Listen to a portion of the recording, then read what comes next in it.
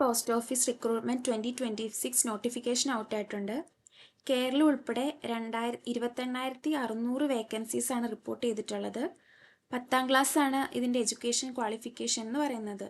ടെസ്റ്റുകളൊന്നുമില്ലാതെ SSLC മാർക്കിൻ്റെ അടിസ്ഥാനത്തിലാണ് selection നടക്കുന്നത്. ജാനുവരി 31 മുതൽ ഫെബ്രുവരി 14 വരെ ഓൺലൈനായിട്ട് നമുക്ക് രജിസ്റ്റർ ചെയ്യാൻ വേണ്ടിയിട്ട് സാധിക്കും. ഓൺലൈൻ ആപ്ലിക്കേഷൻ ഫീ അടയ്ക്കേണ്ട ലാസ്റ്റ് ഡേറ്റ് ഫെബ്രുവരി 16 ആണ്.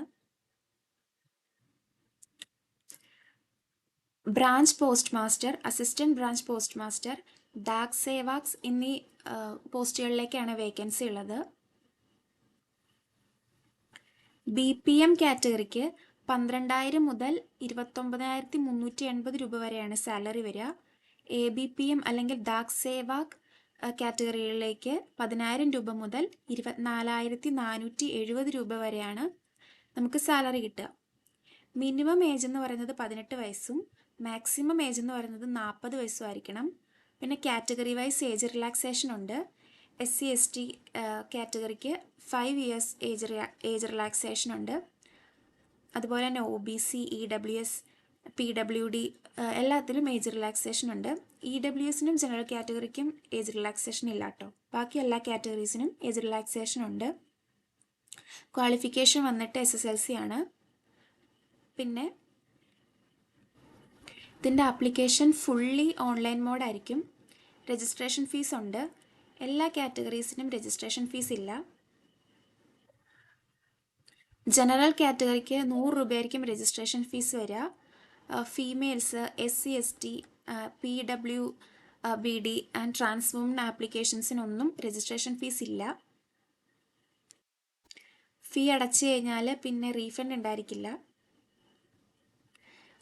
ഈ വേക്കൻസിയുടെ ഈ റിക്രൂട്ട്മെൻറ്റിൻ്റെ എല്ലാ കാര്യങ്ങളും ഈ നോട്ടിഫിക്കേഷനിൽ കൊടുത്തിട്ടുണ്ട്. പിന്നെ നമ്മൾ ഫോട്ടോയും അതുപോലെ തന്നെ സിഗ്നേച്ചറും ആ ടൈമിൽ ആപ്ലിക്കേഷൻ്റെ ടൈമിൽ അപ്ലോഡ് ചെയ്യണം. അതിൻ്റെ ഫോർമാറ്റും കാര്യങ്ങളൊക്കെ ഇവിടെ കൊടുത്തിട്ടുണ്ട്. ഫോൺ വഴി നമുക്ക് അപ്ലൈ ചെയ്യാൻ വേണ്ടി പറ്റും. പിന്നെ ഓരോ കാറ്റഗറീസിൻ്റെയും സർട്ടിഫിക്കറ്റ് ഉണ്ടല്ലോ, ആ സർട്ടിഫിക്കറ്റിൻ്റെ ഒരു സാമ്പിള് ഇവിടെ നോട്ടിഫിക്കേഷൻ്റെ ഏറ്റവും താഴെയായിട്ട് കൊടുത്തിട്ടുണ്ട്.